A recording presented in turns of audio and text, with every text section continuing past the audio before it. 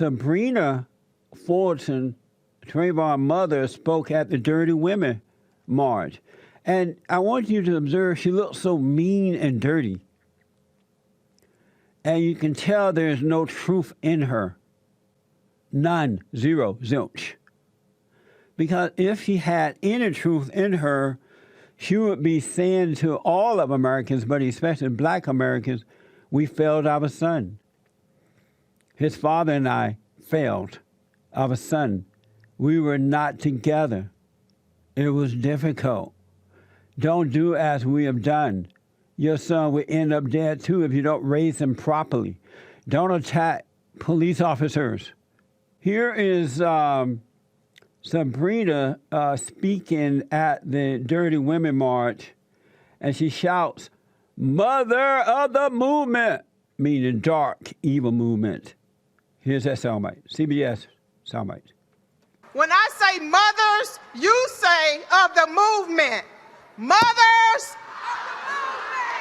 louder. I want our kids in heaven to hear it.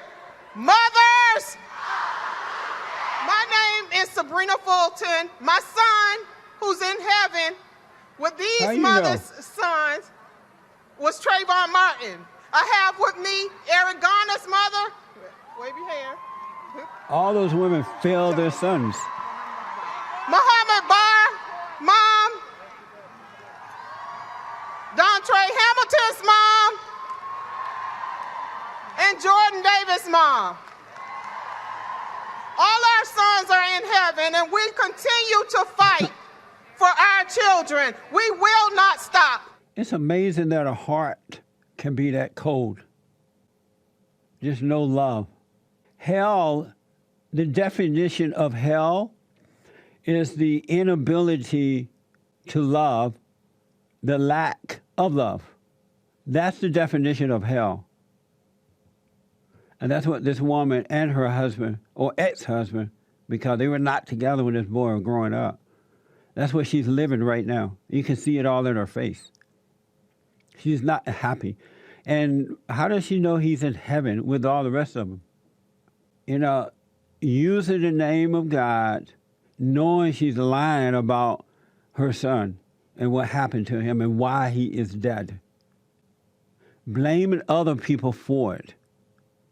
How do I often wonder, how do people ever expect to get better in life if you don't let your anger go, if you don't admit that you are wrong? No one else is to blame for these folks' sons' death, but them, the sons and the parents. Do you know that when I was growing up, I don't know one person, nor did I hear of one person who was black and went to jail?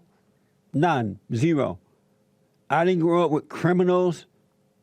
I didn't grow up with blacks blaming white cops for anything. None of that stuff. And I grew up under the Jim Crow laws.